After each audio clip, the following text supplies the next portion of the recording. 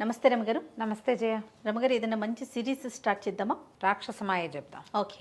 ఒకనాటి మధ్యాహ్నమట విశాలపురం అనే ఊళ్ళోకి ఒక రాజకుమారుడు లాంటి ఒక అబ్బాయి వచ్చాడు, ఒక కుర్రాడు వచ్చాడు. గుర్రం వేసుకుని వస్తున్నాడు. దాదాపుగా మధ్యాహ్నం అవుతోంది. నగరంలోకి ప్రవేశిస్తే పిట్ట పురుగు లేదు ఎక్కడ. కుక్క, పిల్లి, పంది లాంటి సాధారణ జంతువులు కూడా లేవు. తలుపులు వేసేసి ఉన్నాయి.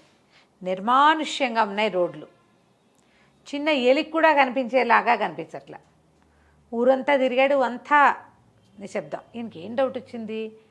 ఎవరైనా సిద్ధుడు పగటిపూట ఇలా నిశ్శబ్దంగా ఉండాలని శాసించాడా, లేకపోతే పూర్వం కాశీ మజిలీ కథలలాగా రాత్రిని పగలు పగటి రాత్రి చేసేందుకు ఏదైనా తెలివిగా చేస్తున్నారా? ఒక్క మనిషి లేడు. ఇదేమిటి? కొట్లన్నీ మూసేసి ఉన్నాయి. తిండి తిప్పలు దొరికే మార్గం లేదు. మంచినీళ్ళు కూడా లేవు ఎక్కడ. మామూలుగా ఈ బజార్ల వీధుల్లో పెద్ద పెద్ద కుండలతో చల్లటి నీళ్లు పెడతారు, ఆ రోజుల్లో పద్ధతి. ఏవో ఉన్నాయి, ఏవీ లేవు అక్కడ. ఏవో బావులున్నాయి, చేదలున్నాయి, అంతే. మనుషులు లేరు. కొన్ని విపణి వీధుల్లో కుండబెట్టి పక్కన ఒక గ్లాసు ఒకడు నీళ్లు పోయటానికి ఒక మనిషి ఉంటాడు ప్రత్యేకంగా, పాదచారులకు వీలుగా. మనిషి అన్నవాడు లేడు. తిరుగుతూ అటు ఇటు తిరిగి మొత్తానికి రాజుగారి ప్రాసాదం వైపుకి వచ్చాడు, రాజమందిరం వైపుకి. రాజమందిరం తలుపులు కూడా వేసేస్తున్నాయి. ఆ రోడ్డు మీద అటు ఇటు తిరిగాడు. మందిరం వైపుకి పరిశీలనగా చూస్తే ఆ మందిరపు గోడ మీద ఒక అందమైన అమ్మాయి బొమ్మ ఫోటో ఒకటి పెట్టుంది. దగ్గరికి పోయాడు. దగ్గరికి వెళ్తే అక్కడ చూస్తే అమ్మాయి ఉంది. ఎంత బాగుందో! ఏ 18 ఏళ్ళు 19 ఏళ్ళు ఉంటాయి. మహాద్భుత సౌందర్యవతి. రాకుమార్తెల్లే తెలుస్తోంది నగలు గిగలు చూస్తే. ఈ ఫోటో ఇట్లా బయట ఎందుకు పెట్టుకున్నారు? రాకుమార్తెలు అంతఃపుర కన్యలు కదా. దాని పక్కన ఏదో ప్రకటన కనపడింది. ప్రకటన చదివాడు. ఏం రాశారు? మహాశైలి విశాలపుర సామ్రాజ్యంలో ఉన్న నగర పౌరులందరికీ ఒక హెచ్చరిక. ప్రతిరోజు మధ్యాహ్నం ఒక రాక్షసుడు ఇక్కడ ఊళ్ళోకి వచ్చి కనపడిన వాళ్ళని జంతుజాలంతో సహా విరుచుకు తినేస్తున్నాడు. కాబట్టి పగటిపూట ఎవ్వరూ నగర ప్రజలు బయటికి రాకుండా ఉండవలసింది. వచ్చారా మీ ప్రాణాలకి మా పూచీ లేదు. మీ జంతువులను కూడా లోపల కట్టేసుకోండి. తలుపులు బిగించి ఉంటే రాక్షసుడు తలుపులు కొట్టి అఘాయిత్యానికి పాల్పడ్డు. ఓహో. కనపడిన వాళ్ళని విరుచుకు తింటాడు, అంతే. మీ జాగ్రత్తల్లో ఉండండి, అంతకంటే మేమేమీ చేయలేము సహాయం. కింద ఇంకో ప్రకటన ఉంది. ఎవరైనా ఈ నగరానికి వచ్చేటువంటి రాక్షసుని సంహరించిన వాడు ఎవడైనా ఒక మహానుభావుడు ఉంటే ఆ మహావీరుడికి రాజకుమార్తె, విశాలపుర రాజకుమార్తె, చదువుల తల్లి సుహాసినినిచ్చి వివాహం చేస్తాం. బాగుందిగా. అదృష్టవంతుడు సాహసోపేత వ్యక్తి ఎవడైనా సాహసవంతుడు ఉంటే ప్రయత్నం చేయవలసింది. ఇట్లు విశాలపుర సామ్రాజ్య ముఖ్యమంత్రి మతిమంతుడు అని రాయబడింది. మతిమంతుడు. మతిమంతుడు ఐడియా చాలా బాగుంది. అమ్మాయి చూస్తే మన్మోహకంగా ఉంది. ప్రకటన చూస్తే ఉత్సాహభరితంగా ఉంది. రాక్షసుడు అంతే కదా, చూద్దామనుకున్నాడు. కుర్రాడు వచ్చే మనవాడు ఉన్నాడు కదా, మంచి బ్రహ్మాండమైన గుర్రం, బలిష్టంగా ఉన్న గుర్రం మీద 6 అడుగుల పైన ఉన్నటువంటి సమున్నతాకారుడు, చక్కగా కత్తి, దానికి ఒక బల్లెం గిల్లెం తగిలించుంది గుర్రానికి. కత్తి బ్రహ్మాండంగా కనపడుతోంది. బట్టలు గిట్టలు బాగున్నాయి. హ్యాండ్సమ్గా ఉన్నాడు కుర్రాడు. సరే, ఇతను ఏం చేశాడు చూద్దాం అనుకున్నాడు. పైకెత్తి తలకాయ పైకెత్తి చూస్తే సూర్యుడు మధ్యాహ్నం తిన్న మార్తాండు కనపడుతున్నాడు. మధ్యాహ్నం వేళ వస్తాడు రాక్షసుడు అని రాసుంది. సో మధ్యాహ్నం వస్తాడు. ఇక వచ్చే వేళ అయ్యింది. ఊరంతా తిరిగి ఇటు రాకుండా ఎందుకుంటాడు చూద్దామని అటు ఇటు చూస్తే ఆ సందులో ఒక పక్కకి, ఆ మెయిన్ రోడ్డు మీద ఒక పక్కకి పెద్ద వేప చెట్టు, బాగా నీడగా ఉంది. మంచి ఎండ కాలుతోంది. మనవాడి గుర్రం వేసుకుని నీళ్లు కూడా లేవు, ఎండలో నుంచుట్టేట పోయి వెళ్ళి చెట్టు కింద ఒక పక్కగా నిలబడ్డాడు. ఒక పావు గంట అయ్యేసరికి దబా దబా దబా అడుగుల శబ్దం వినపడుతోంది. నిశ్శబ్దంగా ఉంటే మామూలుగా నడిచినా వినపడుతుంది. అవును. ఇప్పుడు వచ్చేవాడు ఏ 10 అడుగులో 12 అడుగులో ఉన్నాడు అనుకో, వాడి నడక శబ్దం సహజంగానే వినిపిస్తుంది. ముందు దూరంగా వినపడింది, పక్క రోడ్లలో వినపడుతున్నట్టుంది. తర్వాత తనున్న రోడ్డు వైపుకే శబ్దం వినిపించడం మొదలుపెట్టింది. ఈ పక్కన చుట్టుపక్కగా నుంచున్నవాడు రోడ్డు మీదకి వచ్చాడు. వచ్చేసరికి దూరంగా ఒక పెద్ద ఆకారము, నల్లగా జీబుగా జుట్టు, పెద్ద పెద్ద కళ్ళు అంత దూరానికే కనపడుతున్నాయి. నోటి పక్కన పొడుచుకొస్తున్నట్టుగా ఉన్నటువంటి కూరలు, ఒక చిన్న రాతి గద లాంటిది ఏదో ఒకటి పట్టుకుని వస్తుండేసరికి గుర్రం దాన్ని చూడంగానే సకిలించి ఎప్పుడైతే గుర్రపు సకిలింపు విన్నాడో వాడు పెద్దగా అరిచాడు. ఎవడో మానవుడు, ఆహారం కనపడింది అని అరిచేసరికి ఆ గుర్రం ఆ శబ్దానికి చెవులు బద్దలైపోయినాయి. అది తొట్టుపడిపోయి ముందుకు పడబోయినంత పని చేసి ఎటాకొట్ట నుంచి శబ్దం వింటే ఒకేసారి అంత నిశ్శబ్దంలో పెద్ద శబ్దం వినిపిస్తే అలాగే ఉంటుంది కదా. అక్కడి నుంచి రాక్షసుడు గబగబా నడవటం మొదలుపెట్టాడు. ఇన్ని రోజులకి ఈ ఊళ్ళో ఆహారం కనపడింది. మనిషి కింద గుర్రం అంటూ వస్తున్నాడు. వస్తుండేసరికల్లా కుర్రాడు ఏం చేశాడు, ఇక గుర్రాన్ని కాళ్ళతోటి సౌంజ్యం చేశాడు, పరిగెత్తమని. అది ఒకటే పరుగు తీసింది. ముందు లిక్కిపడింది కానీ తర్వాత దానికి అర్థమైంది మన వచ్చేవాడు ఎవడో. ఈ రాక్షసుడు గబగబా వస్తున్నాడు, నడకే అతను. మనవాడు గుర్రం మీద ఒక్క పరుగును వెళ్ళి ఈ గుర్రం ఏం చేసింది, ఇంత ఎత్తును లేచి ముందు కాళ్ళతోటి ఆ రాక్షసుడి పొట్ట మీద ఒక్క తన్నుదని. తనట సడన్గా ఏదైనా మీదకి వస్తే ఎవరైనా ఉలిక్కి పడతారు. మరి రాక్షసుడైనా కూడా అతను కొద్దిగా సర్దుకునే లోపల ఈ గుర్రం ఇంత ఎత్తున లేచింది కదా, ఆ గుర్రం పై భాగానికి చేరిపోయాడు. కూర్చున్న కుర్రాడు గుర్రం మీద నిలబడ్డాడు. నిలబడటం ఏంటి, ఆ కుడి చేతితో చిన్న రాతి గద పట్టుకున్నాడు కదా, కుడి చేతి మీద కొట్టేశాడు కత్తితోటి. కొట్టేశారు కల్లా చేయి తెగి పడిపోయింది ఒక్క దెబ్బకి. గట్టిగా అరిచాడు రాక్షసుడు. ఈ గుర్రం మళ్ళీ ఓసారి కింద పడినంత చేసి మళ్ళీ నుంచుంది. భయం వేసేస్తోంది దానికి, కానీ పని చేయటం మాంటలేదు. అక్కడి నుంచి రాక్షసుడు ఏదో మంత్రం చదివాడు. ఎడం చేతిలోకి ఒక కత్తి వచ్చింది, పెద్ద రంపంలాగా ఉంది. ఆ రంపం లాంటి కత్తితోటి కుర్రాడి మీద పడిపోయాడు. వీడు ఇంకో పక్క నుంచి పరిగెత్తుకుంటూ వెళ్ళి ఇప్పుడు ఎడం కూర్చొని తెగిపోయింది కదా, తెగిపోయిన వైపు వెళ్తే వీడు ఇంత రాక్షసుడు ఇంత పెద్ద వాళ్ళని చాలా లావుగా ఉన్నాడు. వాడంతటి వాడు ఎక్కడ తిరుగుతాడు, ఆ పక్కకి వెళ్ళి అట్టించి వెనకాల నుంచి వచ్చి గుర్రాన్ని మళ్ళీ ప్రేరేపించి ఎగిరేలాగా ఎడం చేయి కొట్టేశాడు. రాక్షసుడు పెద్ద పెద్దగా బొబ్బలు పెడుతూ మింగడానికి వాడు దాదాపుగా 10 అడుగుల పైన ఉన్నాడు, కుర్రాడు 6 అడుగులే ఉన్నాడు. నోరు తెరుచుకుని మీద పడిపోయాడు. వీడేం చేశాడు, మొహం మీదకేసి కొట్టేశాడు. 5-6 దెబ్బలతోటి పడిపోయాడు రాక్షసుడు. సరిగ్గా ఈ రాక్షసుడు పడిపోయాడు. మన కుర్రాడు అటు ఇటు చూసే లోపల అక్కడికి కొంచెం దూరంగా, ఇది పెద్ద దారి, రాజుగారి మందిరం ఎదురుగుండా దారులు సన్నగా ఉండవు కదా, రోడ్డుకి ఆపోజిట్లో ఒక పాతకాలపు పెంకుటింట్లోంచి ఒక కుర్రాడు పరిగెత్తుకుంటూ వచ్చాడు. ఒక బ్రాహ్మణ అబ్బాయి, ఎత్తు పొట్ట, పానపొజ్జ, గుండ్రంగా తలకాయ, చిన్న పిలక, కుండలాలు, పళ్ళు ఎగిడి దిగిడిగా ఉన్నవాడు. అబ్బో మీరు ఎంత అద్భుతమైన పని చేశారు అన్నయ్య గారు, మీరు చాలా మహానుభావులు అని పరిగెత్తుకుంటూ వచ్చాడు. వచ్చేసరికి ఇతను ఆశ్చర్యపోయాడు. ఇట్ట పిట్ట పురుగు లేదు, రాక్షసుడు అరిచినా వాడితో ముందు పొలికేకలు పెట్టాడు, అప్పుడు ఎవడు రాలా, సావు కేకలు పెట్టినా ఎవరు రాలా, సడన్గా వీడెవడో రోడ్డు మీదకి ఎట్టా వచ్చాడు. ఆశ్చర్యపోయాడు. ఎవరు ఏమిటి నువ్వు అని అడిగాడు. అడిగేసరికల్లా మా ఇల్లు ఇక్కడేనండి, నా పేరు దద్దోజన శాస్త్రి, నన్ను శాస్త్రి అంటారు అందరూ. నేను మా అక్కయ్య మా ఇంటి కిటికీల నుంచి చూస్తూనేమో రాక్షసుడు వచ్చిన దగ్గర నుంచి మీరు ఏం చేశారు, అబ్బో మీకు భలే బలం ఉందండి, ఇకనేమి మీరు మా కాబోయే రాజు, ఇప్పుడు ఎవ్వరూ తలుపులు తీయరు, రాజమార్గం కోట కూడా తలుపులు తీయబడవు, రండి మా అక్కయ్య మిమ్మల్ని పిలుచుకురమ్మంది, మా ఇంటికి వెళ్దాం, కాస్త అన్నం తిని విశ్రాంతి తీసుకుందరు, కానీ రేపు అది సాయంకాలానికి మీరు కోటలోకి వెళ్ళొచ్చు, అన్నయ్య గారు రండి నన్ను మీ తమ్ముడుగా భావించండి అని చెప్పి ఓహో మాట్లాడాడు.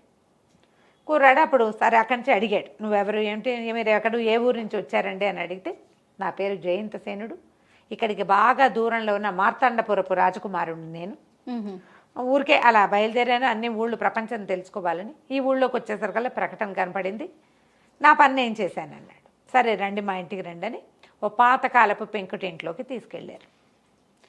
తీసుకెళ్ళిపోయాడు. లోపలికి వెళ్ళిపోయాడు. అయింది సాయంకాలం అయ్యేసరికి జనాలంతా తలుపులు తీసుకుని బయటికి రావడం మొదలుపెట్టారు. చీకటి పడేసరికి అయిపోతుంది, ఇంకా రాక్షసుడు గోల్లేదు. జనాలంతా తిరుగుతున్నారు. కొంతమంది రాచబాట వైపు కూడా వచ్చారు. ఆ రాచబాట వైపుకు వచ్చిన వాళ్ళకి కనపడింది రాచబాట అంతా నెత్తుటిమయం, మాంసం పోగులు తరిగి పెట్టినట్టుగా మాంసం పోగులు ఉన్నాయి. ఈ రాజుగారి కోట ముందు దద్దోజన శాస్త్రి గారు ఒక కత్తి భుజం మీద పెట్టుకుని అటు ఇటు తిరుగుతూ కనపడుతున్నాడు.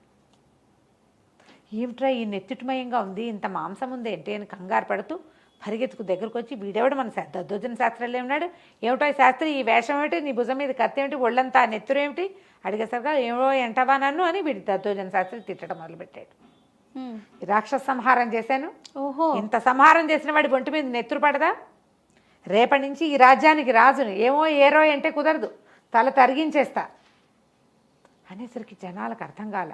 అదేమో రాక్షసుడి శరీరంలాగా కనపడుతోంది. వీడు చూసారా సన్నగా ఓ 5'6" 5'4" ఉంటాడు, బక్కటివాడు, ఇంత బానపొట్ట, గుండు పిలక, బ్రాహ్మడు. వీడికి శౌర్యమో ప్రతాపమో అవేమిటో మరేమిటో ఉండే అవకాశం బొత్తిగా లేదు. వాడు సాధారణ యాయవారపు బ్రాహ్మణ పిల్లవాడు. 30 ఏళ్ళు ఉన్నాయి. ఒక్క వాడు ఉన్నారు. వాడెట్లా చంపుతాడు, ఇతను ఎట్లా చంపుతాడు ఆశ్చర్యపోతుంది. వాళ్ళు వీళ్ళు అందరూ మాట్లాడుకుంటున్నారు. ఈ లోపల రాజకోట తలుపు తీయబడి వాళ్ళంతా వచ్చి నెత్తుటిని దాన్ని చూసుకున్నారు. అక్కడి నుంచి మంత్రి గారిని పిలవండి అన్నారు. మంత్రి వచ్చాడు, సైన్యాధ్యక్షుడు కూడా వచ్చాడు. ఇద్దరు వచ్చాక వీడేం చెప్పాడంటే, రాక్షసుడి మధ్యాహ్నం వచ్చాడు, చంపేశానండి, ఇదిగోండి నా కత్తి. రాక్షసుడు తలకాయ తరిగి అదిగో గుమ్మం దగ్గర పెట్టాను చూసుకోండి, రాక్షసుడి బుర్ర అక్కడ ఉంది, ఇవన్నీ ముక్కలు తరిగిపోసాను అన్నాడు. నమ్మాల్సిందే. మీరు చెప్పిన మాట ప్రకారం, మీ ప్రకటన ప్రకారం అమ్మాయి గారి నుంచి వివాహం చేయండి అన్నాడు. వీళ్ళు నిర్ఘాంతపోయారు. వీడి అవతారం చూస్తే వీడేమో ఇలా ఉన్నాడు, వీడికి ఓ అంటే డమ్ రాదు. వీడి తండ్రి పండితుడే, ఆయన ఏనాడో కాలం చేశాడు. వీడికి ఏం లేదు, యాయవారం తెచ్చుకుంటాడు. వీడు తిథి నక్షత్రం చెప్పగలిగేవాడు. సామాన్యమైన రూపురేఖలు, చదువు సంఖ్య పెద్దగా లేవు, శౌర్యం ప్రతాపం ఉండే అవకాశం అసలు లేదు. పిల్లేమో చూస్తే మహాసౌందర్యవతి, రాజ్యం వీడికి ధారాదత్తం చేయాలి. ఆవిడేమో చదువులు సరస్వతి, వీడు చూస్తే పొట్టపడితే అక్షరం ఒక రాదు, తిథివారం నక్షత్రం తప్ప. ఏం చేయాలో తెలియలే. ఊరి ప్రజలందరూ ఆశ్చర్యమే, శాస్త్రికి అదృష్టం పట్టింది అనుకున్నారు. అక్కడి నుంచి అలాగేనని చెప్పి సరే ఆ కత్తిని కడిగించి ఇంట్లో చేర్పించారు. ఎలా చంపావు అని అడిగితే, ఒక సిద్ధుడు వరం ఇచ్చాడు నాకు రాక్షస సంహారం చేయటానికి. సిద్ధుడు ఇచ్చిన వరం వల్ల నేను ఈ పని చేశాను, ఎంతో కాలంగా నేను తపస్సు చేస్తున్నానని చెప్పాడు. అక్కడ ఉన్న ప్రజలంతా చేరున్నారు కదా, వీడేం తపస్సు చేస్తాడు, పొద్దుస్తమానం రోడ్ల మీద పడి తిరుగుతాడు, వీడికి తపస్సు ఏమొచ్చు, తపస్సు చేసేవాడి లక్షణం వేరే ఉంటుంది. వాళ్ళకి ఆశ్చర్యంగానే ఉంది, ఇక చేసేదేం లేదు. సరే ఊరుకున్నారు. అలాగే మీ ఇంటికి వెళ్ళండి బాబు అని ఏం చేశారు, ముందు వాళ్ళ ఇంటికి రాజకోట నుంచి ఇంత గొప్ప పని చేసినందుకు సంబారాలన్నీ పంపించారు, మంచి బట్టలు గిట్లు పంపారు. ఇంకా మిగిలిన వ్యవహారాలు మాట్లాడారు. అప్పటికి తర్వాత 2 రోజులు గడిచినాయి. 3వ రోజున రాజకుమార్తె తన చిలకత్తెలతో కలిసి వనవిహారానికి వెళ్ళింది. ఆ వనం ఎక్కడుంది, ఈ ఊరి తలకు మొగదలలోనే ఉంది. అది వీళ్ళు ఏర్పాటు చేస్తున్నారు, చేస్తారు కదా, మన చిన్న అడవులు నిర్వహించుకుంటారు అమ్మాయిలు వీళ్ళ అంతఃపురకాంతలు తిరగడానికి. ఇన్ని రోజులుగా రాక్షసుడు రావడంతో అమ్మాయిని బయటికి పంపల, ప్రశాంతంగా ఉంది కదా. సరే ఈ దద్దోజన శాస్త్రాన్ని పెళ్లి చేసుకోవాలనిపించేసరికి ఆ పిల్ల బిక్కమొహం వేసుకుని కాస్త చేంజ్గా ఉంటుందని అమ్మాయిని తోటకు తీసుకెళ్ళండి వనవిహారానికి అని పంపారు. సరే స్నేహితులతో వాళ్ళతో పోయింది సుహాసిని. కొంతమంది ఆడపిల్లలు ఉన్నారు, సైనికులు ఎవరో ఒకళ్ళు ఇద్దరున్నారు, ఎక్కువ మంది ఉండరు, ఆడవాళ్లే అక్కడికి సైనికులుగా ఉంటారు, వాళ్ళ ఊళ్ళోనే కదా. సాయంకాలం అయ్యేసరికి ఓ పెద్ద రాక్షసుడు వచ్చాడు తోటలోకి. మళ్ళీ వచ్చేసి పెద్ద అడుగులు అరుపులతో కేకలతో వచ్చేసరికల్లా అమ్మాయిలంతా కకావికలై పరిగెత్తేశారు. అంటే నా తండ్రిని, మా అన్నయ్యని నీ తండ్రి చంపించాడు, నేను రక్తాక్షుడు తమ్ముడిని శాస్తి చేస్తాను, మీ నాన్నకి నిన్ను చంపేసని ఈ పిల్లని దొరకపుచ్చేసుకున్నాడు యువరాణిని. అందరూ కేకలు పెట్టారు, పరిగెత్తారు.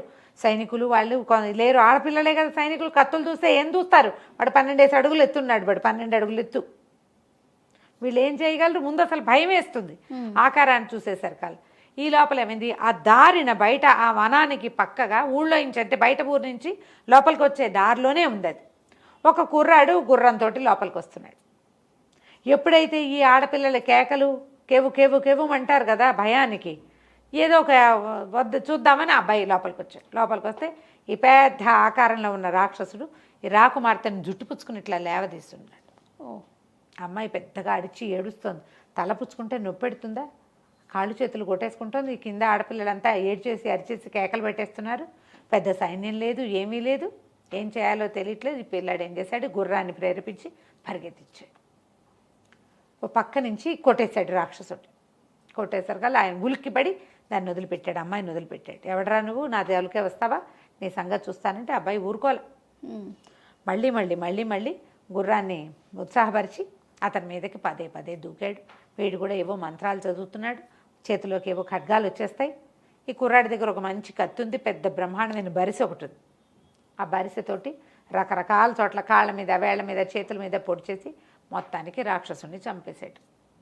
వాడికి బలమే ఉంది కానీ అంతకంటే ఏం లేదు. రాక్షసుడికి మనం భయపడ్డామనుకో భయంగానే ఉంటుంది, భయపడకుండా మీదకెళ్తే అవతల వాడు లొంగుతాడు, మనలాంటి వాడే వాడు కూడా. ఈ రాక్షసుడు పడిపోగానే అందరూ గబగబా దగ్గరకు వచ్చారు. ఎంత దగ్గరికి, ఎవరండి మీరు, ఏమిటంటే నేను బయట ఊరు నుంచి వస్తున్నానమ్మా, మీరెవరు ఏమిటి, పదండి మీ ఇంట్లో దింపుతానన్నాడు. అనేసరికి ఈవిడ ఈ విశాలపురం రాజకుమార్తె ఈవిడ పేరు సుహాసిని 3 రోజుల క్రితం ఒక రాక్షసుడు ఇక్కడ చనిపోయాడు, వాడు చచ్చిపోయాడన్న ధైర్యంతో విహారానికి వస్తే వచ్చాము, మన విహారానికి వచ్చాం. ఇక్కడేమో వీడు మళ్ళీ రెండో వాడు దాపరించాడు అని చెప్పారు. చెప్పేసరికి మీరెవరండి అంటే, నేను మార్తాండపురపు రాజకుమారిని, రెండో అబ్బాయిని.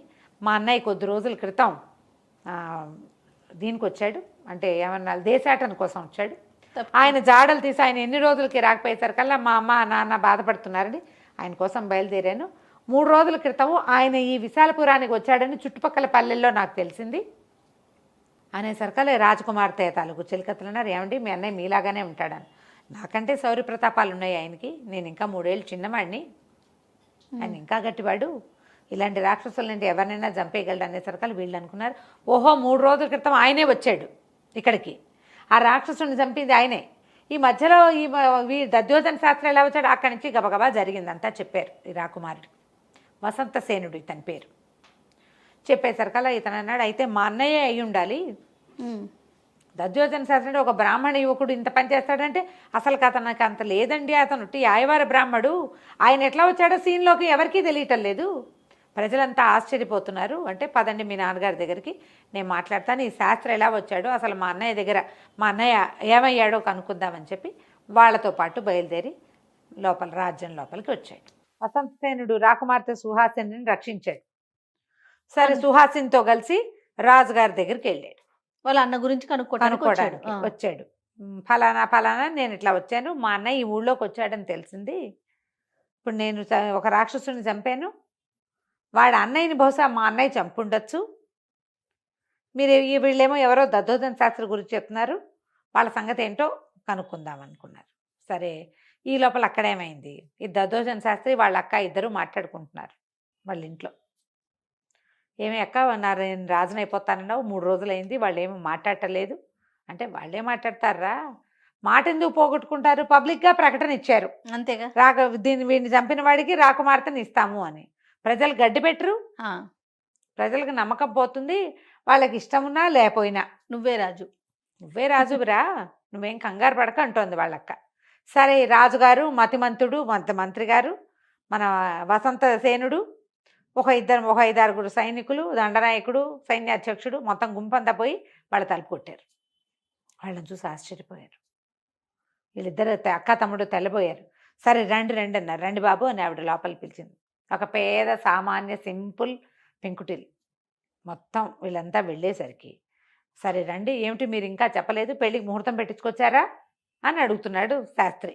అడుగుతుంటే, ముహూర్తం సంగతి సరేలేబోయ్, ఈ రాక్షసుని చంపానన్నావు కదా, ఎలా చంపావు, నీకు ఆ శక్తి ఎలా వచ్చింది, నీకేమైనా వీరోచిత విద్యలు అవి వచ్చా అని అడిగితే వాళ్ళ అక్కంది, విద్యలకేముంది బాబు, అలా ఏం లేదు, ఒక సిద్ధుడు ఒక ఆయన మా తమ్ముడు యందు అనుగ్రహంతో, భగవంతుడి కృప వల్ల మాకు ఒక అనుగ్రహించాడు ఈ మాట, నువ్వు ఒక రాక్షసుని చంపగలవు అని మా తమ్ముడికి చెప్పాడు. ఆ రోజు పొద్దునే సిద్ధి పొందాడు మా తమ్ముడు. ఆ ధైర్యంతో రాక్షసుని ఎదుర్కొన్నాడు. మరి రాక్షసుని సంహరించాడు, ముక్కలుగా తరిగిపోసాడు, తల కూడా మీకు లెక్క ప్రకారం చూపించాడు కదా, మీరు కూడా మీ మాట నిలబెట్టుకుంటే బాగుంటుంది బాబు అన్నది. దాందేముందమ్మా, మాట నిలబెట్టుకుంటాం. సరే సిద్ధుడు, సరే ఈ దేంతోటి ఈ సిద్ధుడిని ఈ రాక్షసుని సంహరించారు అంటే, కత్తితోటే అన్నాడు. ఏదా కత్తి అని అడిగారు వీళ్ళు. కత్తి తేగానే వసంతసేనుడు చూసేసాడు. ఆ కత్తి చూడంగానే, ఇదేమిటి, ఇది మా అన్నయ్యది, ఈ కత్తి ఎక్కడి నుంచి వచ్చింది అనేసరికి, ఈ కత్తి నాదేనా, నీదెట్లా అవుతుంది, ఇది మా అన్నయ్య కత్తి, మార్తాండపురంలో ఒక ప్రత్యేకంగా ఉక్కుతోటి చేస్తారు దీన్ని, మా ఊళ్ళో చేయించుకునే కత్తులు, మా అన్నయ్యకి యువరాజ పట్టాభిషేకం రోజున మా నాన్నగారు బహుకరించారు, ఈ రత్నాల పిడి కూడా మాదే, ఈ రత్నాల పనితనం కూడా మార్తాండపురందే అని గట్టిగా, చెప్పు నిజం చెప్పు, మా అన్నయ్యని ఏం చేసావన్నాడు. గట్టిగా అనేసరికల్లా దొడ్లో వెనకాల నుంచి గుర్రపు సకిలింత ఒకటి వినపడింది. ఇతని గొంతు వినేసరికల్లా, ఏమిటి గుర్రపు గొంతులో వినిపిస్తుంది, మీకు గుర్రాలు ఉన్నాయా అని అడిగాడు మంత్రి గారు. అడిగితే, గుర్రం కాదండి, అది గేదెర్చింది అన్నాడు శాస్త్రి. ఏమిటి, మీ ఇంట్లో గేదెలు కూడా గుర్రాలాగా సకిలిస్తాయా బాబా, అటు వెళ్ళి చూసిరండి అన్నారు. అనేసరికల్లా ఈ అబ్బాయి ఇలా వెళ్ళంగానే అక్కడ వెనకాలకు దొడ్లో కట్టేస్తున్న గుర్రం పెద్దగా సకిలించి కథం దొక్కటం మొదలుపెట్టి, ఇతను పరిగెత్తాడు. వసంతసేనుడు దాన్ని కావలించుకున్నాడు వెళ్ళి, అన్న ఏడి కళ్యాణి అంటూ. కావలిసుకునేసరికి అది కంట్లోంచి నీళ్ళు వచ్చేస్తున్నాయి దానికి, ఆ, గుర్రానికి. గట్టిగా చెప్పాడు, "ఇది మా అన్నయ్య గుర్రం, పంచకళ్యాణి, మామూలు గుర్రం కాదు. కావాలంటే దీన్ని ఇవి చూడండి, చూస్తే దానికి పంచకళ్యాణికి ఒక ప్రత్యేక లక్షణాలు ఉంటాయి. అది రాజుగారుల దగ్గర ఉండే గుర్రం, బ్రాహ్మడి ఇంట్లో ఎక్కడి నుంచి వస్తుంది?" ఎందుకుంటుంది? ఆ, అక్కడి నుంచి గట్టిగా పట్టేశారు. "నిజం చెప్పు, ఈ గుర్రం ఎక్కడిది నీకు? ఈ కత్తి ఎక్కడిది? ఏం చేసావు జయంతసేనుణ్ణి?" బెదిరించేసరికల్లా వీడిని చేశాడు, "చంపేశాను" అన్నాడు. అనగానే నిర్ఘాంతిపోయారు. ఈ వసంతసేనుడు ఏం చేశాడు, సర్రని దూశాడు కత్తి. "నువ్వు మా అన్నయ్యలో సగం లేవు, ఆయన ఎట్లా చంపుతావు? నువ్వు హతమార్చడం ఏంటి మా అన్నయ్యని?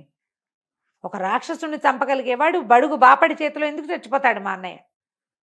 ఏదో చేశారు వీళ్ళు" అని చెప్పేసి ఆ కత్తి పుచ్చుకుని అక్కా తమ్ముళ్ళ మీదకి వచ్చేసాడు. ఈ సైన్యాధ్యక్షుడు, దండనాయకుడు అందరు గట్టిగా పట్టుకున్నారు. "బాబు, విషయం తెలియనివ్వండి, అసలు ఇక్కడ ఏం జరిగిందో మనకు అర్థం కావాలని." ఆపేశారు కల్లా ఆపేసి సైన్యాధ్యక్షుడు 2 లెంపకాయలు కొట్టాడు. శాస్త్రిని, "నిజం చెప్పు, బ్రాహ్మడివి నీ మీద చెయ్యెత్తకూడదు. అస్సలు ఈ విశాల నగరంలో బ్రాహ్మల్ని పల్లెత్తు మాట అన్నని సామ్రాజ్యం ఇది. నువ్వు దెబ్బలు కొట్టించే స్థితికి తెచ్చావు మమ్మల్ని. పరాయి రాజ్యం నుంచి వచ్చిన ఒక రాకుమారుడు మాయమవటానికి మీద నీ చెయ్యి ఉందని మాకు అనిపిస్తోంది. మీ తండ్రి గారు ఎంతో గొప్పగా బతికిన వ్యక్తి, నువ్వు ఇట్లాంటి పని చేసావు. ఏం చేసావో చెప్పంటే వల్ల ఎడుతో నేనేం చేయలేదు, అంతా మా అక్కయ్యే చేసింది" అన్నాడు.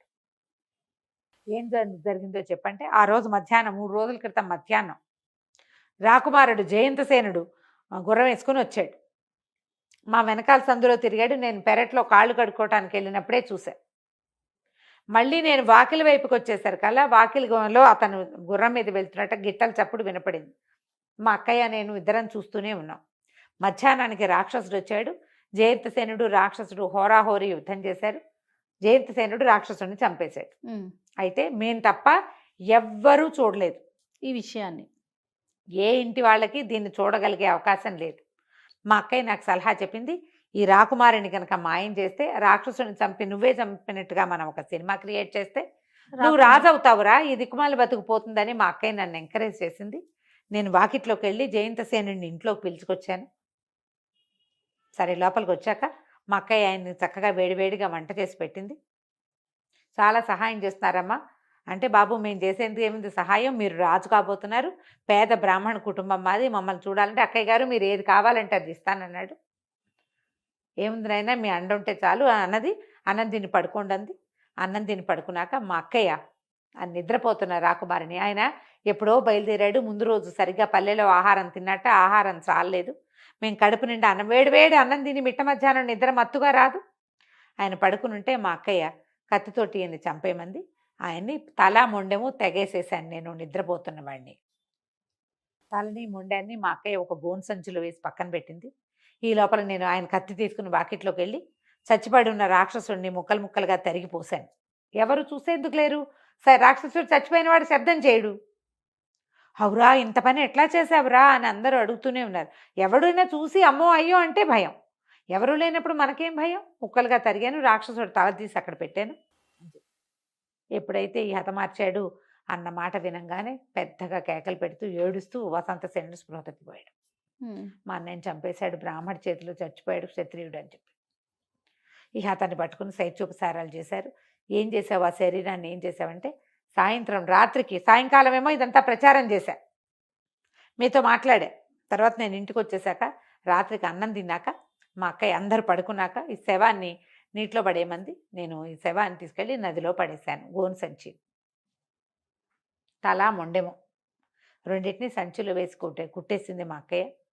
మూత కట్టేసాం, పట్టుకెళ్ళి పడేసేసాం.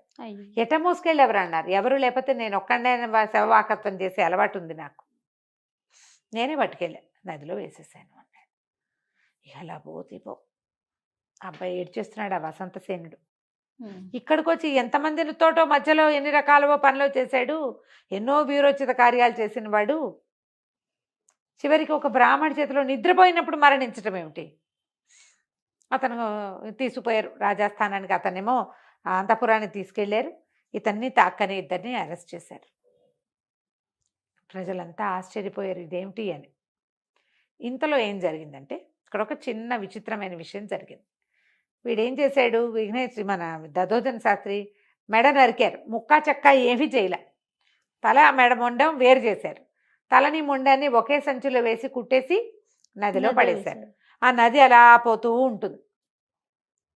అది పోతూ పోతూ పోతూ పోతూ ఎక్కడికో వెళ్ళింది.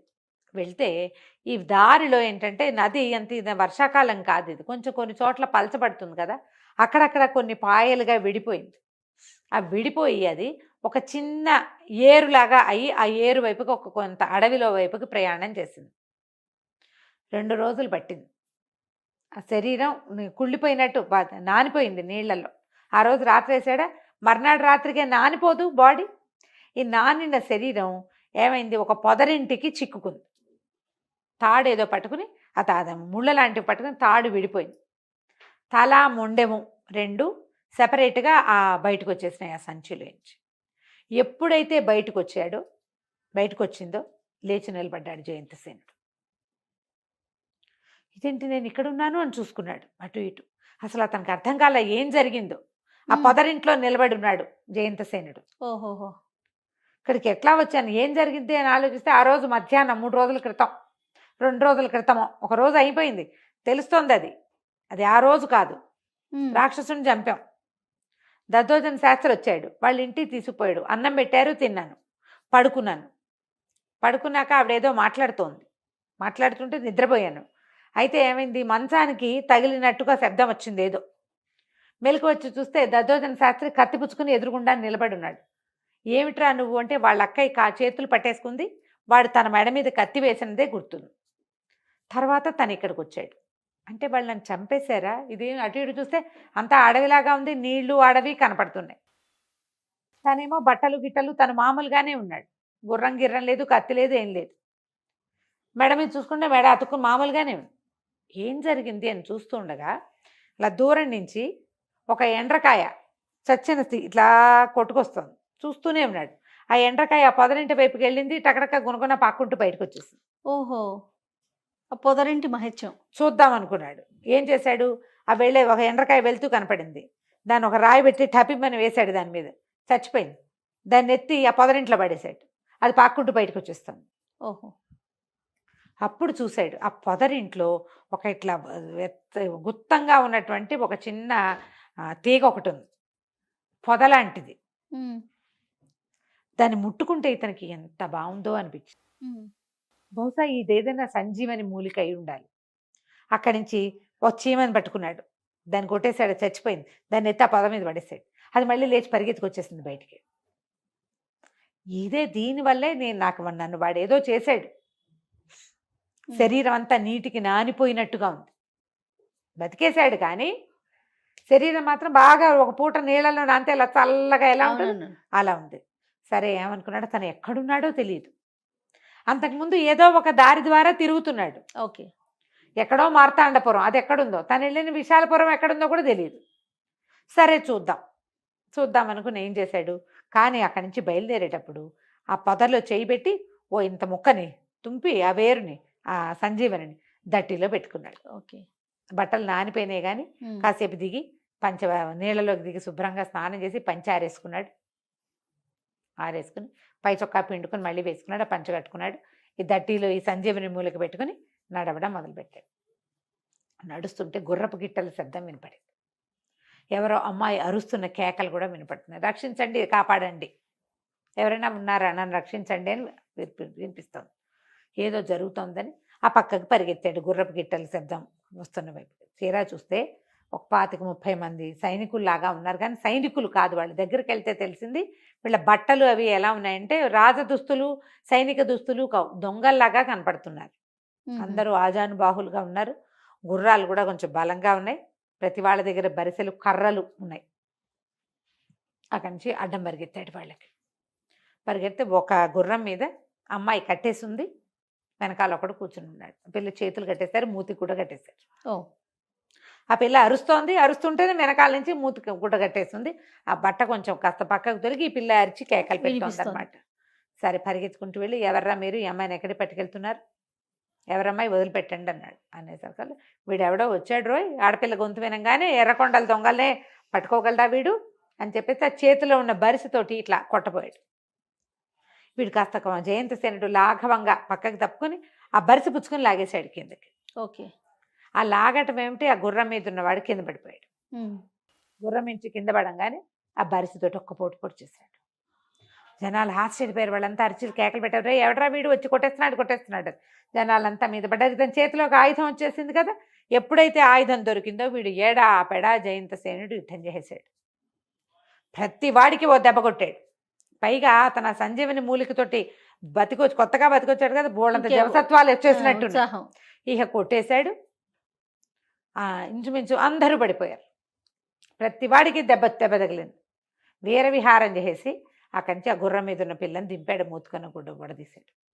అమ్మాయి ఎవరమ్మా ఏంటమ్మా అంటే, కేశవాపురం మహారాజు ధర్మపాల్ మహారాజు గారు అమ్మాయిని, నా పేరు మనోహరి, నిన్న రాత్రి నన్ను అపహరించారు వీళ్ళు, తెల్లవారుసామున మందిరంలోకి జొరపడ్డారు. అయితే ఎవరిని ఏం ఎవరిని చంపకుండా నన్ను బయటికి తీసుకొచ్చేశారు. మొదట నేను నిద్రలోనే ఉన్నా, తెల్లవారిన తర్వాత నాకు తెలిసింది ఈ అడవిలోకి తీసుకొచ్చారు. కేశవాపురం మాది, దారి తెలుసు నాకని చెప్పింది. చెప్పేసరికి సరే అన్నాడు. ఆ పిల్ల చిన్నపిల్లలేదు, ఒక 16 ఏళ్ళు ఉంటాయి. చిన్నపిల్ల 16, కొత్తగా అంత వయసు వస్తున్న పిల్లలే ఉంది. అమ్మ గుర్రం ఎక్కు, నేను తీసుకెళ్తాను, నువ్వు దారి చూపించు, నువ్వెవరు ఏంటంటే ఇతను తన కథ అంతా, తన మార్తాండపురం నుంచి బయలుదేరింది, విశాలపురంలో ఏం జరిగింది, తను ఎలా బతికింది అంతా చెప్పాక వాళ్ళ వైపు ఇంటికి బయలుదేరారనమాట. జయంతసేనుడు మనోహరిని రక్షించాడు. మనోహరిని తీసుకుని వాళ్ళ ఊరు బయలుదేరాడు. వీళ్ళ సొంత ఊరు మార్తాండపురం ఇక్కడికి ఎంతో దూరం వెళ్ళాలి మెల్లిగా. ఈ పిల్లకు కూడా తెలియదు ఆ మార్తాండపురం పేరేమింది, కానీ దారులు తెన్నులు తెలియవు. ముందు మీ ఇంటికి వెళ్దాం, తర్వాత చూద్దాం అనుకున్నారు. తీరా అక్కడికి వెళ్ళేసరికల్లా ఏమైంది, ఈ అమ్మాయి కేశవాపురం రాజుగారి అమ్మాయి కదా, రాజుగారు మరణించారు. ఓహో, రాజుగారి శవాన్ని తరలించే ప్రయత్నంలో ఉన్నారు. అక్కడ మరణించల, ఆయన్ని సంహరించారు. ఈ వచ్చిన దొంగలు రాజుగారిని చంపేసి యువరాణిని ఎత్తుకుపోయారు. ఆ పిల్లకి ఎవరినైనా చంపేశారని తెలియదు. అక్కడ ఏం గొడవ వల్ల తను నిశ్శబ్దంగా తెచ్చేశారనుకుంటోంది. ఈ లోపల అక్కడ ఈ శవాన్ని తీసేదని రాకుమార్తె కూడా లేకుండా, ఇట్లాగా రాజుగారికి ఒక్క కూతురు, పిల్ల లేకుండా కూడా పాపం అమ్మాయిని ఎవరు తెస్తారు, ఎవరో ఎత్తుకుపోయారు. సైన్యాధిపతి అంటాడు, నేను ప్రయత్నం చేస్తాను, ముందు శవాన్ని తరలించేసి తర్వాత చూద్దాం, దీన్ని ఎట్లా ఉంచుతాం, రక్తసిక్తంగా ఉన్న శరీరం. ఇలా ప్రజలంతా గగ్గోలు పడి ఏడ్చేస్తున్నారు. రాజకుమార్తె తప్పిపోయింది అంటే ఎవరో కిడ్నాప్ చేసేశారు, రాజుగారు మరణించారు. ఇప్పుడు రాకుమార్తె కూడా లేకపోతే రాజు ఎవరు, అదే కదా, రాకుమార్తెను తెచ్చే దిక్కేది. ఇలా గందరగోళంగా మాట్లాడుకుంటున్నారు. ఇంతలో ఏమైంది, అదుగో రాజకుమార్తె వచ్చేస్తోంది అన్నారు. గుర్రం మీద వస్తున్న రాకుమార్తె, ఆమె పక్కన ఇంకో గుర్రం మీద కనపడిన ఒక రాజకుమారుడు లాంటి ఒక వ్యక్తి. వీళ్ళని చూసేసరికల్లా వాళ్ళంతా తెల్లబోయారు. ఆ అమ్మాయి దగ్గరికి వెళ్ళేసరికి తండ్రిని శవం కనపడేసరికి పిల్ల గోలుమని ఏడుస్తూ అయ్యో తన నాన్న ఎలా చనిపోయారు అని అమ్మాయి గుర్రం దిగేసింది. మంత్రి గారు అడిగాడు, బాబు ఎవరండి మీరు, ఎక్కడి నుంచి తీసుకొస్తున్నారంటే, ఎర్రకొండ దొంగలట, వాళ్ళ అమ్మాయిని కిడ్నాప్ చేశారు, వాళ్ళని సంహరించి తీసుకొచ్చానంటే సైన్యాధ్యక్షుడు అన్నాడు, ఏమి నువ్వు చంపేవా ఎర్రకొండ దొంగలను అన్నాడు. ఎర్రకొండ దొంగలు నువ్వు చంపేసావా అన్నాడు. అనగానే విస్తురుగా మాట్లాడాడు జయంతసేనుడు, సైన్యాధ్యక్షుడు లాగా ఉన్నావు, నేను ఒక దేశపు రాజకుమారుణ్ణి, మర్యాదగా మాట్లాడు, నువ్వంటావేంటి, నువ్వన్నమాట ఏమిటి, మంత్రి గారు మీరంటుంటే నీకు నువ్వంటావా, నువ్వెవడివన్నాడు. అనేసరికి ఆ దేశపు మంత్రి గారికి ఏం డౌట్ వచ్చింది, ఎర్రకొండ దొంగలు వాళ్ళు నీకు తెలుసా అని ఈయన అడిగాడు. అబ్బాయి నాకేం తెలుసండి, దొంగలు చాలామంది ఉంటే ఇతను ఒక్కడే ఎలా చంపాడా అని అడుగుతున్నాను అన్నాడు. సర్దుకున్నారు. పిల్ల గోలుమని ఏడుస్తుంది. ఆయన మెడ దగ్గర దిగి చేతుల దగ్గర తెగిపోయి మరణించి ఉన్నాడు రాజు. సరే, అతను జయంతుడికి గుర్తొచ్చింది, తన దట్టిలో ఉంది మూలిక సంజీవని, ఏ మూలిక వల్ల తను బతికాడో అది. మీరేం కంగారు పడకండి, రాజుగారిని జీవింపజేసే పని నాది, నేను చేయగలనంటే అందరూ ఆశ్చర్యపోయారు. ఈ పిల్ల ఇతని కథ అంతా వినుంది కదా, అన్నగారు మీరు తప్పకుండా చేయగలరు, ఏదైనా చేసి మా నాన్నని రక్షించండి, ఇది ఎట్లా జరిగిందో కూడా ఆశ్చర్యంగా ఉంది అన్నది. ఇతను ఏం చేశాడు, తన దట్టిలోంచి ఆ మూలికను తీసుకొచ్చి రాజుగారి ఒంటికి మొత్తం ఈ గాయాలు ఎక్కడ ఉన్నాయో అక్కడంతా తగిలిచ్చాడు. ఒక్క 5-10 నిమిషాల్లో ఆయన లేచుకొచ్చున్నాడు. గాయాలు మూసుకుపోయినాయి, జీవించాడు. ఎవరు వచ్చి సంహరించారంటే నిద్రలో ఎవరో కుత్తుకు కోసేశారు. ఆయన పరిచయమైన వాక్యాల్లాగానే వినపడ్డాయి. ఆయనకి నిద్రలో మాగన్నుగా ఉండగా చంపేశారు. నరాలు ఇక్కడ చేతుల దగ్గర, మెడ దగ్గర. అక్కడి నుంచి ఈ రాజకుమార్తె తిరిగి రావటం ఆయన చాలా మెచ్చుకున్నాడు. నాయన ఎవరు నువ్వు? నా పెద్ద నా కుమారుడిలాగా చేసావు. అమ్మాయికి ఒక అన్నదమ్ముడు ఉంటే ఇంత ఇట్లాగే చేసి ఉండేవాడు. రా రా అని అతన్ని కావలించుకొని లోపల తీసుకుపోయారు. అయితే ఏంటంటే ఊళ్ళో ఎవరో ఈ దొంగలకి సహాయం చేశారు. వాళ్ళు ఎట్లా రాజాంతఃపురంలోకి ఎంటర్ అయ్యారు? ఒకటి రాజుగారు ఉన్న భవనం ఒకటి, రాకుమార్తెన్న భవనం ఇంకొకటి. 2 వేర్వేరు ప్లేసుల్లోకి ఒకేసారి కొంతమంది దొంగలు లోపలికి వచ్చి ఆయన్ని చంపేసి ఈ పిల్లని ఎత్తుకుపోయారు నిశ్శబ్దంగా. ఎలా? ఎట్లా? లోపల వాడెవడో సహాయం చేసి ఉండొచ్చు కదా. అయితే జయంతుడు అన్నాడు, నేను మా ఊళ్ళో కూడా ఇలాంటి ఇంటి దొంగల్ని కొంతమందిని పట్టాను. నేను మీ దగ్గర ఉంటూ నేను చూస్తా. ఈయన ఏంటంటే ఊళ్ళో అన్నీ తిరగడానికి వచ్చాడు. ఇతనికి తనకక్కడ మరణం సంభవించిందని, తన తమ్ముడు అక్కడికి వచ్చాడని, ఆ రాకుమార్తె తన కోసం చూస్తుందని ఆ ధ్యాస లేదు ఇంకా. అక్కడ ఏదో వాడెవడో తన మెడనరికి పడేశాడు, తను బతికిపోయాడు. ఇంకా ఊరెళ్ళటం ఎందుకు? అక్కడ రాక్షసుని చంపాం, అంతే చంపాం అంతే. మళ్ళీ అక్కడికి ఎందుకు వెళ్ళాలి? అదొకటి. అసలు ఆ ఊరు ఎక్కడుందో టోపోగ్రఫీ ఏం తెలియటల్లా. ఆ ఊరెక్కడో తన ఊరెక్కడో తెలియదు. మెల్లిగా అన్ని సాకల్యంగా చూసుకోవాలి. సరే, రోజు రాత్రిపూట కాసేపు అట్లా బయట తిరిగి ఎవరైనా విద్రోహ చర్యలు ఉన్నాయేమోనని చూడడం మొదలుపెట్టాడు. అప్పటికి 5వ రోజున ఏమైంది? ఈయన ఒక సందులోకి ప్రవేశించేశారు కదా, అక్కడ కొంతమంది గుమిగూడి ఉన్న సైనికులు కనపడ్డారు. ఇతని మీద పడ్డారు. హోరాహోరీ యుద్ధం జరిగింది. అయితే ఈ జయంతుడు ఇట్లా రాత్రిపూట ప్రచ్ఛన్న వేషంతో వెళ్తున్నాడు, రహస్య వేషంతో వెళ్తున్నాడని మంత్రి గారు ఏం చెప్పారంటే, ఒక 5-6 అంగరక్షకుల్ని ఇతని కనపడకుండా వెనకాల అనుసరించండి అని చెప్పారు. వాళ్ళు రోజు తిరుగుతున్నారు ఇతని వెనకాలే. ఇతను ఏం చేస్తున్నాడో రాజుకు తెలియాలి కదా. వాళ్ళు అంటే ఇతని గూఢచర్య కాదు, అతని సహాయక చర్య, రక్షక చర్యతో పాటు కొంత విషయం తెలుసుకోవటం కోసం. ఆ దూరంగా తిరుగుతున్న వాళ్ళు ఎప్పుడైతే ఇతని మీదకి దాడి జరిగిందో పరిగెత్తుకొచ్చేసారు.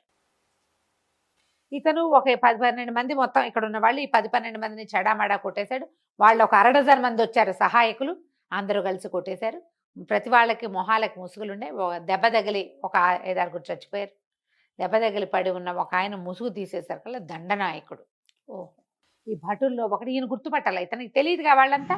ఈయన వెనకాలన్న భటుల్లో ఒకడు ఆశ్చర్యపడి, దండనాయక మీరా ప్రభు, ఇంత పని చేశారా?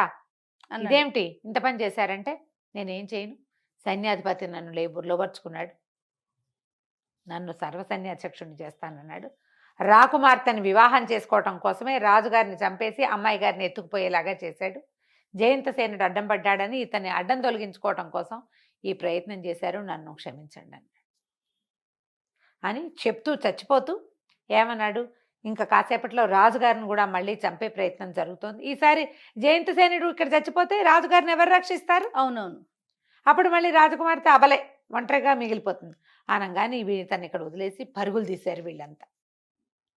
రాజభవనానికి పరుగులు పెడితే అక్కడేమైంది, రాజుగారికి అంగరక్షకులు ఉంచటం మొదలుపెట్టారు. ఆ రోజు నుంచి అంతకుముందు రాత్రిపూట ఉండేవాళ్ళు కాదు, వాళ్ళు ఒక 4 ఉన్నారు. ఈ అర్ధరాత్రి సర్వసైన్యాధ్యక్షుడు లోపలికి ప్రవేశించగానే వాళ్ళు యుద్ధానికి మొదలెట్టారు. వాళ్ళు వీళ్ళు కొట్టుకుంటుండగా జయంతసేనుడు లోపలికి వెళ్ళాడు. ఈ కథ ఇక్కడ జరుగుతుండగా సరే, మొత్తానికి యుద్ధం అయితే జరిగి మొత్తానికి రాజుగారిని రక్షించి సర్వసైన్యాధ్యక్షుడిని పట్టేశారు. అతనికేమో ఉరిశిక్ష వేశారు. అతనికి సహాయం చేసిన వాళ్ళందరినీ ఎవరెవరు అతని పేర్లు అతనితోటే చెప్పించి వాళ్ళందరినీ ఉద్యోగాల నుంచి తొలగించి కొంతమందికి దేశ బహిష్కారము ఇవి విధించారు. 2 సార్లు రాజుగారిని రక్షించిన జయంతసేనుడికి పట్టం కట్టినంత పని చేశారు ఆ కేశవాపురంలో. అక్కడి నుంచి ఏం చేశారంటే అతని చిత్రపటాలు చిత్రీకరించారు, ప్రతిమలు చేయించారు, 4 కూడళ్లలో అతని విగ్రహాలు పెట్టించారు. 2 రోజుల్లో జరిగిపోయింది ఇది. ఎక్కడి నుంచో దేవదూతలాగా వచ్చాడు, ఇతని దేవదూతగా పూజించాలి మనమని మొత్తం అంతా రాజ్యం అంతా చాటించారు. వాళ్ళతో పాటే అక్కడే ఉన్నాడు. ఒక 15-20 రోజులు వెళ్తూ ఉండి తర్వాత వెళ్ళిపోదాం అనుకున్నాడు. దేశాటన ప్లాన్ ఉంది కదా, అట్నుంచి మార్తాండపురం ఎలా వెళ్ళాలో చూద్దాం అనుకున్నాడు. అయితే ఏమైంది, ఒకరోజు అతను చిత్రం వేస్తూ కనిపించాడు ఈ అమ్మాయికి, మనోహర్కి. అడిగింది, ఇంత చక్కటి చిత్రం వేసావు ఎవరిదన్నయ్య అంటే, అమ్మ నువ్వు ఒప్పుకుంటే నీ భర్త అవుతాడు, వీడు నా తమ్ముడు వసంతసేనుడు, చాలా గుణగణాలు కలిగిన వాడు, మంచి సాహసమైన వాడు, మీ తండ్రి గారికి నాలాంటి వాడు ఒకడు వరుడు కావాలి, నేను నిన్ను చెల్లెలుగా స్వీకరించాలనుకున్నాను, మా తమ్ముడిని వివాహం చేసుకుందు కానీ నేను ఇంటికి వెళ్ళాక మీకు కబురు చేస్తానని చెప్పాడు. వసంతసేనుడికి మనోహర్నిచ్చి పెళ్లి చేయాలని ఫిక్స్ అయిపోయి ఉన్నారు. సరే అక్కడి నుంచి ఏమైంది, బయటికి బయలుదేరదాం ఇంకా కొద్ది రోజుల్లో వారం రోజుల్లో బయలుదేరుతానన్నాడు. ఈ లోపల అక్కడ వసంతసేనుడు ఎక్కడున్నాడు, విశాలపురంలో ఉన్నాడు కదా. రాకుమార్తె బాగా దుఃఖభారంలో ఉంది. ఎవరైతే రాక్షసుడిని సంహరిస్తాడో అతన్ని నా భర్తగా నిర్ణయించారు.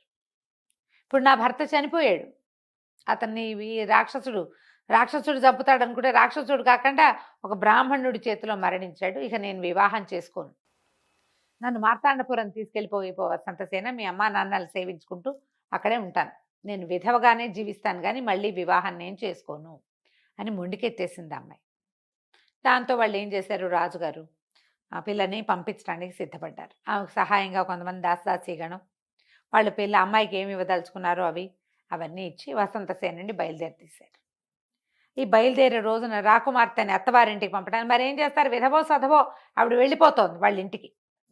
ససేమిరా నేను ఇక్కడ ఉండను, పెద్దవాళ్ళని సేవించాలి, నా వల్ల ఇతను మరణించాడు వృధాగా, కాబట్టి వాళ్ళతో పాటే ఉంటాను అంటుంది. ఈ బయలుదేరే సమయానికి ఏమైందంటే కొన్ని రోజులు గడిచాయి కదా, ఒక 15 రోజులు అలా గడిచాయి. ఏది కేశవాపురం రాజుగారు జీవించిన తర్వాత ఒక 15-20 డేస్ గడిచినాయి. వీళ్ళు ప్రయాణ సన్నాహాలు అవుతున్నాయి. ఆ రోజుల్లో ప్రయాణాలంటే ఎట్లా ఏదో అప్పుడు అనుకోగానే బస్ ఎక్కడం కాదు కదా, చాలా ఏర్పాట్లు అవి ఉంటాయి. ఏమైంది, ప్రజలంతా ఈ రాజుగారి కోట ముందుకి చేరారు. ఆ కోట ముందుకి వీళ్ళు కూడా బయలుదేరి బయటకు వచ్చారు. రాకుమార్తె తెలిసిన వాళ్ళందరికీ వీడ్కోలు చెప్తోంది. ఒక వ్యాపారస్తుడు ఒక ఆయన గుర్రం దిగి గుర్రాన్ని మెడపట్టుకుని తీసుకొస్తున్నాడు. ఈ జనాల్ని చూసేసరికల్లా జనంలో ఎవరో ఒకళ్ళు దాన్ని ఇట్లా తట్టేసరికల్లా అది కొంచెం కథం తొక్కుతున్నట్టు అయ్యి కంట్రోల్ కాల. ఈయన ఆ వ్యాపారస్తుడు ఇట్లా పట్టుకున్నాడు ఒక పెట్టెని. ఈ గుర్రాన్ని ఆపే క్రమంలో చేతిలో నుంచి పెట్టె కింద పడిపోయేసరికి ఆ పెట్టెలోంచి కొన్ని మణిమాణిక్యాలు, వజ్రాలు, ఓ 2 ఆభరణాలు, తర్వాత ఒక ఇంత బంగారు విగ్రహము కింద పడిపోయింది. కొంతమంది ప్రజలు అయ్యయ్యో ఎవరో పడిపోయినాయని రాజుగారు వచ్చే దారిలోనే పడ్డాయి. వీళ్ళు ప్రయాణ సన్నాహం అవుతున్నారు కదా, బట్ నడిచొస్తున్నారు. ఒక గ్రీన్ది నేల మీద కార్పెట్ లాంటిది వేశారు, రెడ్దో గ్రీన్దో వేశారు. ఈ దొర్లిపోతున్న మణిమాణిక్యాలన్నీ ఏరారు. ఆ విగ్రహం దొర్లుతూ వసంతసేనుడి కాళ్ళ దగ్గర వచ్చి పడేసరికల్లా అతను చటుక్కును వంగి ఆ విగ్రహాన్ని తీశాడు. అంత విగ్రహం, బంగారు విగ్రహం, మొహం చక్కగా ఉంది. ఆ చూస్తూ చూస్తూ ఆశ్చర్యపడింది, ఏంటి అన్నయ్య మొహంలాగా ఉంది అని. వ్యాపారస్తుడి దగ్గరకు వచ్చి అయ్యా ఆ విగ్రహం ఇవ్వండి అన్నాడు. అనేసరికల్లా ఇది మా అన్నయ్యలాగా ఉంది విగ్రహం, ఏ దేవుడి విగ్రహం, ఇది ఎవరి విగ్రహం అని అడిగితే, అయ్యా మా ఊరు దేవుడు అండి, ఈయన కేశవాపురం రాజుగారిని 2 సార్లు రక్షించాడు ఇతను. ఆ రాజు చాలా గొప్పవాడు, ఆయనకి ఏకపుత్రిక, భార్య మళ్ళీ గర్భవతి. ఈసారి కుమారుడు పుడతాడనుకున్నాం. రాజుగారు మరణించి యువరాణిని ఎవరో అపహరిస్తే ఈ మహానుభావుడే ఆ పిల్లల్ని రక్షించి తన దగ్గర ఉన్న మూలికతోటి ఈ రాజుగారిని రక్షించాడు. ఇదే కాదు, 2వసారి కూడా రాజుగారి మీద హత్యా ప్రయత్నం జరిగితే ఈయనే రక్షించాడు. మా ఊరంతా ఈయన్ని దేవుడిగా కొలవాలని నిశ్చయించుకున్నాం. మాకెప్పుడో మా ఊరి కథల్లో రాయబడింది, ఒక దేవదూత వచ్చి రాజును రక్షిస్తాడని, అది ఈయనేనని భావించాం. మా ఊరంతా చిత్రపటాలు, ఒక విగ్రహాలు పెట్టుకున్నామండి. నేను బంగారు వ్యాపారిని, వ్యాపార రీత్యా నేను తిరుగుతాను. మా రాజు ప్రభుభక్తి ఎక్కువ మాకు, నేను విగ్రహం చేయించి తెచ్చుకున్నాను. జయంతసేనుడు ఈయన, మార్తాండపురం యువరాజు అని చెప్పగానే ఆశ్చర్యపడి, ఇది ఎప్పుడు జరిగింది అంటే 15-20 రోజులు అయిందండి, నేను 3 రోజుల క్రితమే బయలుదేరాను, ఈ ఊరు చేరానన్నాడు. అంటే 3 డేస్లో ఆ ఊరు నుంచి ఈ ఊరు వచ్చేస్తారు, వీళ్ళకి దగ్గరలో ఉన్నట్టేగా. అంతేగా. అక్కడి నుంచి ఆశ్చర్యపోయాడు. మా అన్నయ్య, ఇక చనిపోయిన అన్నయ్య ఎలా వచ్చాడు అక్కడికి, ఇక్కడ చనిపోయాడని ఈవిడ విధవా వేషంలో ఉంది, ఇంకా పెళ్ళన్నా కాకుండా. నిర్ఘాంతపోయాడు. ఆ వ్యాపారస్తుని గట్టిగా పట్టుకున్నాడు, మీ ఊరు ఎలా వెళ్ళాలి, దారేది, ఏ దారి గుండా మీరు ప్రయాణం చేసి వచ్చారు, మీరు మాతో రండి. ఇక అందరినీ హడావిడి పెట్టేశాడు వసంతసేనుడు రాజుగారిని. మీరు ఎలాగైనా సరే మా అన్నయ్యని ఇప్పుడు చూడాల్సిందే, ప్రయాణం మార్తాండపురం వెళ్ళడానికి 15 రోజులు పడుతుంది, 3 రోజుల దూరంలో ఉన్న ఈ కేశవాపురానికి వెళ్దాం మనం అని చెప్పి అక్కడి నుంచి మొత్తం ఎవరెవరినైతే ఈ అమ్మాయితో తోడిచి పంపించదలుచుకున్నారో వాళ్ళని రాజు, మంత్రి, రాకుమార్తెతో సహా వసంతసేనుడు వెళ్ళిపోయాడు. బయలుదేరి ఎక్కడికి వెళ్ళారు కరెక్ట్గా, ఇతను బయలుదేరుతున్న చోటుకి అతను ఎక్కడున్నాడో ఆ కేశవాపురానికి బయలుదేరి వెళ్ళారు. వెళ్ళేసరికల్లా తమ్ముడిని చూసి ఆశ్చర్యపడిన, నువ్వెట్లా వచ్చావురా అంటే, నువ్వు ఎలా బతుకున్నావు అని ఒకళ్ళనొకళ్ళు కావలించుకుని దుఃఖించారు అన్నదమ్ములు ఇద్దరు. ఇక జరిగిన కథ అంతా చెప్పారు. తప్పిపోయింది అనుకున్న పెళ్లి కూతురు ఇతను ఏమనుకున్నాడు, అక్కడి నుంచి తను మరణించి బయటకు వచ్చాడు. మళ్ళీ ఏం వెళ్తామని ఇతను వెళ్ళాల. కానీ ఆ అమ్మాయిని చూసి ఈ పిల్ల రాజకుమార్తె కూడా దొరుకుతుందని సంతోషం ఇచ్చాడు కదా. ఆ అమ్మాయి తనకి భార్య అవ్వడానికి సిద్ధంగా ఉందని తెలుసుకుని ఆ అమ్మాయి ఇచ్చి నమస్కారం చేసింది. తమ్ముడికి చెప్పాడు, వీళ్ళ అమ్మాయిని పెళ్లి చేసుకోవాలి, నువ్వు వీళ్ళకి మాట ఇచ్చానని చెప్పాడు. వీళ్ళంతా సరదాగా సంతోషంగా మాట్లాడుకుంటుంటే పెద్ద వికటాట్టహాసం వినిపించింది. భువనభోంతరాళాలు దద్దరిల్లుతున్నట్టుగా ఒక పెద్ద మోత, అక్కడి నుంచి బరువైన నడక ధ్వని. ఒక పెద్ద రాక్షసుడు ప్రవేశించాడు లోపల. రమ్మగారు రాక్షస మాయ. రాక్షసుడు వచ్చాడు. మళ్ళీ ఇంకొకడు ప్రత్యక్షమయ్యాడు. ఇంకోటి వచ్చాడు. ఈ రావటం ఏమిటి, పెద్దగా అరుచుకుంటూ వచ్చాడు. జనాలంతా కకావికలైపోయారు. వాళ్ళకి తెలుసు జయంతసేనుడు గురించి తన ఆసక్తి, కానీ ఆ ఊళ్ళోకి రాక్షసులు రావడం వాళ్ళకి తెలియదు. ఓకే. విశాలపురం వాళ్ళకి తెలిసింది, రాక్షసుడు ఊళ్ళోకి వచ్చి విరుసుకు తింటాలు అవి చూశారు వాళ్ళు. వీళ్ళకేం తెలుసు? ఇక రావటమే ఈ జయంతసేనుడిని పట్టేసుకున్నాడు. ఇట్లా పట్టుకునే సర్కల్ జనాలంతా కేకలు పెట్టారు, అరిచారు. వసంతసేనుడు జయంతుడు చేతులు విదిలించుకోపోయాడు, కానీ వాడు ఏకంగా 14-15 అడుగులు ఉన్నాడు. పట్టుకుని, మా రక్తాక్షుణ్ణి చంపేసావు నువ్వు, వాడెవడో ఇంకొకడు వాడి తమ్ముడిని చంపేశాడు, నువ్వు నిన్ను బతికించి ఉంచడానికి వీల్లేదు. మేము కాలభైరవుడు మా రాజు, ఆయన నిన్ను భైరవి మాతకి బలిస్తాడు, ప్రాణాలతో తీసుకురమ్మన్నాడు, నీకు ఒక చిన్న దెబ్బ కూడా తగలకూడదు, అందుకని ఇట్లా గాఢ పరిష్వంగంలో పట్టుకుని రయ్యమని లేచేశాడు గాల్లోకి. అయితే ఈ వసంతసేనుడికి ఏం చేయాలో తెలియలేదు. పైగా అతను ఏంటి, మామూలు ప్రయాణంలో వచ్చాడు, ఖడ్గం ఉంది కానీ ఆ రకమైన సన్నద్ధంలో లేడు. ఒక క్షణం కంగారు కూడా. పైగా అన్నయ్య కనపడిన ఆనందం సంతోషం వాటిల్లో ఉన్నాడు కదా. అక్కడి నుంచి ఏం చేశాడు, ఈ రాక్షసుడు పైకి ఎగిరిపోతుంటే ఒక్క ఎగిరి పట్టుకోపోయాడు. కాళ్ళు పట్టుకోలేక బొటన్ వేలు దొరికింది. వాడు ఇంత మంచి కదా, 15 అడుగులు వాడు. ఆ బొటన్ వేలు పుచ్చుకుని పైకి లేచేసాడు తను కూడా. అందరూ జనాలు హాహాకారాలు చేస్తున్నారు. యువరాణులు ఇద్దరు తెల్లమొహాలు వేసుకొని చూస్తుండగా రాక్షసుడు జయంతుడిని ఎత్తుకుపోయాడు. వాడి రాక్షసుడి కాలు పట్టుకుని వీడొచ్చేసాడు. వసంతసేనుడు కూడా వెళ్ళిపోయాడు. ఇక వాడు ఎక్కడికో తీసుకుపోయాడు, కాలు పట్టుకున్నాడు. కానీ ఇతను ఏమనుకుంటాడు, ఎలాగైనా పైకి లేచి ఆ కాలు మీద నుంచోవాలని ఉంది, లేవలేకపోతున్నాడు పైకి. పైగా పెద్ద గాలి, అమిత వేగం, ఊళ్ళు దాటేస్తున్నట్టుగా కనపడుతోంది. తాము మార్తాండపురంలాగా కూడా కనపడేది, తమదే రాజగోపురం అనిపిస్తోంది. గోపురాలు కనపడతాయి కదా, అది ఏమంటారు, ఈ రాజప్రాసాదాలకి పైన ఇట్లా బురుజుల్లాగా, అది మందేనేమో అని అనిపిస్తోంది. అని చూసే లోపల దాటేశాడు. వెళ్ళగా ఏమైంది, ఒక సముద్రం మీదుగా ప్రయాణిస్తున్నాడు. సముద్రం మీదకి వెళ్ళేసరికల్లా సముద్రం మీద గాలి విపరీతంగా ఉంది. ఇతను ఆపుకోలేక సముద్రంలో పడిపోయాడు వసంతసేనుడు. రాక్షసుడు కాస్త ఈ జయంతసేనుని ఎత్తుకుని పారిపోయాడు. ఈ నీళ్లలో పడిపోయిన వసంతసేనుడు సముద్రంలో అంత ఎత్తు నుంచి పడితే ఎప్పటికీ ఎలా అయిపోతారు, ఎట్లా కోట్లా మెల్లిగా ప్రాణాలు కుదుటను పరుచుకుని బయటికి రావడానికి నీళ్లలోంచి ఓ పక్కకి ఈదటానికి ప్రయత్నం చేస్తుంటే ఒక సొరచేప పట్టేసింది ఇతన్ని. శార్కనాలేమో సొరచేప అంటే, ఏమనాలో మరి. ఇక అక్కడి నుంచి తోకతో కొట్టింది ఇతన్ని, నానా రకాలుగాను చేసి. అయితే ఇతనికి నడుముకి దట్టికి ఖడ్గం ఉంది. ఆ ఖడ్గం తీసి అక్కడ ఎంతో కొంత ప్రయత్నం చేశాడు. చీలికలు బాలికలు చేసేసాడు సొరచేపని. అది కాస్త అతన్ని మింగైపోయింది. ఓ పక్కన దెబ్బలు తగులుతున్నా సరే ఊరుకోట్ల. ఈ పొట్టలోకి వెళ్ళిపోయి కత్తి పెట్టి ఆ పొట్టలో నుంచి చీల్చేశాడు. ఈ చీల్చేసిన మరుక్షణం మొత్తం సముద్రం అంతా ఎర్రటి నీళ్లతో నిండిపోయింది. ఆ నీళ్ల మధ్యలోంచి ఒక గంధర్వ పురుషుడు లేచి నిలబడ్డాడు. ఆశ్చర్యపోయాడు. అతను ఏం చేశాడు, ఈ వసంతసేనుడిని ఇట్లా పైకి లేవనైతే నీళ్ల మీద నుంచోబెట్టాడు. నీళ్ళలో ఉన్నవాడు నుంచోడు కదా, ఇట్లా ఉంటాడు నీళ్ళలో మునిగిపోయి, డ్రౌనింగ్ దీంట్లో ఉంటారు. పైకి తీసుకొచ్చి నుంచోబెట్టాడు. ఎందుకంటే మహానుభావ, నీ వల్ల నాకు మోక్షం వచ్చింది, మామూలు శరీరం శాప విమోచనమైంది, నేను ఒక గంధర్వుణ్ణి, నేను శాంబర విద్య, అదృశ్య శక్తి, జలగమన జలస్తంభనము, ఆకాశగమనము విద్యలు నేర్చుకున్నాను. మామూలుగా మాకు గంధర్వులకు ఉండేవి కాకుండా శాంబర విద్య నేను నేర్చుకున్నది, ప్రత్యేకమైన విద్య నేర్చుకున్నా. నేను ఆ వరగర్వంతో మా రాజు చెప్పిన మాట వినలేదు, కుబేరుడు చెప్పిన మాట, ఆయన స్వచ్ఛపలా పడి ఉండమని నన్ను శపించాడు. ఎవరైనా రాకుమారుడు, బ్రహ్మచారి, శూరవీరుడు ఎవరైనా అతని వల్ల నాకు శాప విమోచనం లభిస్తుంది. నువ్వు సామాన్యుడి నుంచే, ఇప్పుడు నువ్వు గంధర్వుడివి, నీకు బోల్డ్ శక్తులు ఉన్నాయి సహజంగానే. నువ్వు ఈ శాంబర విద్య ఎందుకు నేర్చుకున్నావు? ఏ విద్యలు లేకుండా కేవలం శౌర్యాన్ని నమ్ముకుంటారు మానవులు. అలాంటి ఒక మానవ రాజకుమారుడి వల్ల నీకు శాపం విమోచనం అవుతుందని వరం ఇచ్చాడు.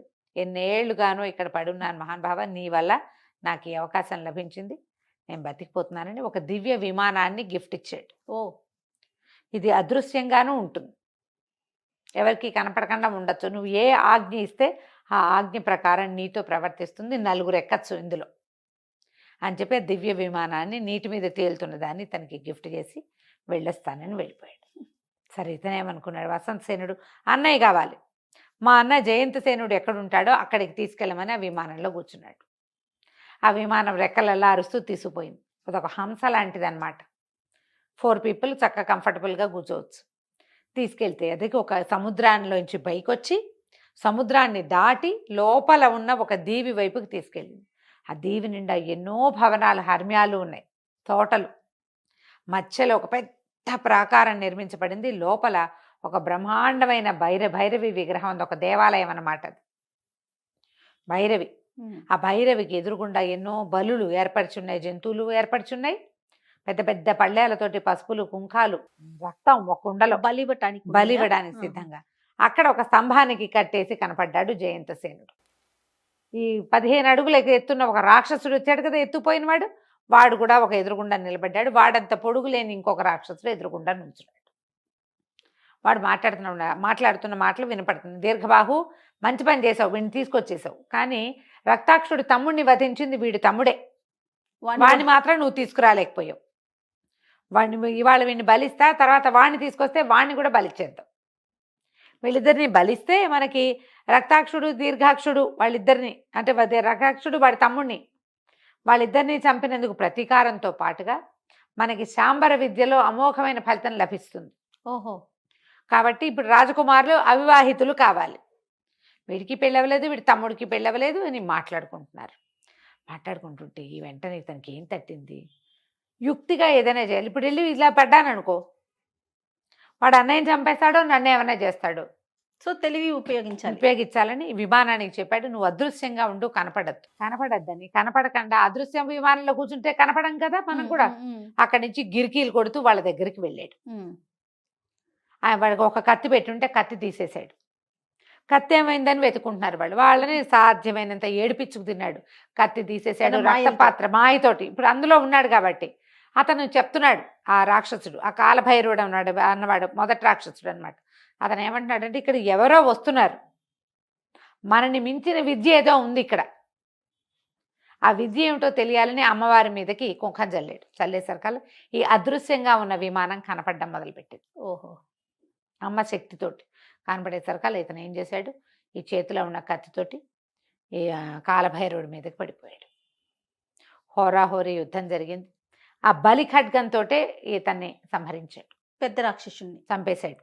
అక్కడి నుంచి ఆ దీర్ఘబాహు అన్నవాడు వాడి ఇట్లా పరిగెత్తడము, ఎత్తుకుపోవటమే వచ్చు, వాడికి మాయమంత్రాలు అవి ఏమీ లేవు. వాడు వెంబడబడ్డ మొదలుపెట్టాడు పట్టుకోవటానికి. వాడికి బలిచ్చే ప్రక్రియ అతనికి రాదు, బలివ్వగలిగేవాడు కాలభైరవుడే. అదే అక్కడి నుంచి పరుగులు అటు పరిగెత్తి ఇటు పరిగెత్తి, వీడు మాయమంత్రంతో పరిగెడుతున్నా, వాడు మాయతో పరిగెత్తుకొచ్చేస్తున్నాడు. చివరికి ఎలాగోలాగా ఆ దీర్ఘబాహు అనే రాక్షసుని కూడా సంహరించేశాడు. అక్కడి నుంచి పరిగెత్తుకుంటూ అన్న దగ్గరికి వెళ్ళి ఆ కట్లని ఊడతీశాడు. కట్లు ఊడతీసి చూసుకున్నారు, ఎక్కడున్నాం మనం ఏమిటి అంటే. అప్పుడు చెప్పాడు, అన్నయ్య మనం ఇక్కడి నుంచి వెళ్ళడానికి ఏం భయం లేదు, మన ప్రయత్నం ఏం లేకుండానే కొన్ని జరిగిపోతాయి అప్పుడప్పుడు. మామూలుగా ఇప్పుడు ఏదైనా మ్యాజిక్, ఏదైనా అద్భుతమైన విషయం జరగాలంటే మన ప్రయత్నం ఉండాలి. అవును, మానవ ప్రయత్నం ఉండాలి. మన ప్రయత్నం లేకుండా నీ రాక్షసుడు కాల్పుచ్చుకొచ్చి నేను సముద్రంలో పడిపోయాను. అక్కడ ఒక సొరచేపతో యుద్ధం చేశా. ఆ సొరచేప ఒక గంధర్వుడట. ఆయన ఈ దివ్య విమానాన్ని ఇచ్చాడు, మనతో పాటు ఉంచుకోవచ్చు, మనకి ఆకాశ గమనానికి ఇది మనకి ఉపయోగపడుతుంది. ఆయన బహుమతిగా ఇచ్చాడు. రాక్షసులు ఇద్దరు చనిపోయారు, మనం ఇక్కడ ఇంకా ఉండక్కర్లేదు, పద మనం వెళ్ళిపోదామని ఎక్కేశారు. విమానం ఎక్కి సముద్రాన్ని దాటి మొదట కేశవాపురం వెళ్ళారు. కేశవపురం వెళ్ళిన తర్వాత అక్కడ రాజుగారికి కనపడి, ఈ అమ్మ వీళ్ళు తీసుకొచ్చారు కదా ఆవిడ్ని కూడా, రాజుని తెచ్చారు, సుహాసిని కూడా తీసుకొచ్చారు. అవునవును. అక్కడి నుంచి సైన్యం అందరినీ 3 రోజుల్లో వెనక్కి వెళ్ళిపోమని రాజుగారిని సుహాసిని ఎక్కించుకుని మళ్ళీ మళ్ళా మొదటి ఊరికి వెళ్ళారనమాట. వీడు ఫస్ట్ విశాల నగరంలో కదా, విశాలపురంలో ఈ రాక్షసుని చంపింది. అక్కడికి తీసుకువెళ్ళి ఈ కుమారుడే, ఈ రాకుమారుడే ఇలా మొదట వచ్చిన రాక్షసుని సంహరించిన చంపించాడు. వాడని, అక్కడి నుంచి దద్దోజన శాస్త్రి వాళ్ళ వాళ్ళ అక్క వాళ్ళిద్దరూ సాక్ష్యం చెప్పారు. జయంతసేనుడే ఈ రాక్షసుని చంపినవాడు అని. ఆ రోజు మధ్యాహ్నం వచ్చాడని మరి ఒప్పుకోవాలి కదా అవునవును. ప్రజలందరి ముందు. లేదా దద్దోజన శాస్త్రి రాజకుమార్తెని పెళ్లి చేసుకోవాల్సిన వాడు. అక్కడి నుంచి ప్రజల జయధ్వానాల మధ్య రాకుమార్తెని వివాహం చేసుకుని విశాలపురం రాజ్యాన్ని జయంతసేనుడికి అప్పచెప్పారు. అక్కడి నుంచి బయలుదేరి వెళ్ళి అమ్మా నాన్నని చూడడానికి వెళ్ళారు. తర్వాత మా అమ్మ చక్కగా సాంగంగా ఈ కేశవాపురం రాజకుమార్తెతోటి వసంతసేనుడికి వివాహం చేసి, కేశవపురాన్నేమో ఇతను వసంతసేనుడు, విశాలపురాన్నేమో జయంతసేనుడు రాజ్యాలు చేసుకున్నారు. 3 రోజుల వ్యవధిలోనే ఆ 2 రాజ్యాల మధ్య ప్రయాణం సాగుతుంది. మధ్యలో కొన్ని కట్టడాలు కట్టించి అక్కడి నుంచి ఇక్కడికి వచ్చే వాళ్ళకి చాలా సులువుగా వ్యాపార బంధాలు అన్నీ విస్తరించుకున్నారు. రాక్షసులు ఎంతో కొంత ప్రయత్నం చేసినప్పటికీ సాహస కార్యాలు చేయగలిగే రాకుమారులు ఎవరైనా ఉంటే ఈ సమస్యలు తీరిపోతాయని అంతా చాటింపు చేసుకున్నారనమాట. తర్వాత ఊళ్ళో ఉన్న వాళ్ళకి కూడా కొన్ని యుద్ధ విద్యలు నేర్పటము అలాంటివి చేశారు. కథ కంచికి మనం ఇంటికి. బాగుందండి. కానీ టైటిల్ మొత్తం రాజుల చుట్టూనే తిరిగింది. కదా రమ్మగారు. నేను చెప్పా కదా అవునవును. టైటిల్ జస్టిఫై కాలేదు అని. కథ బాగుంది కానీ. చాలా బాగుందండి. నమస్తే. నమస్తే.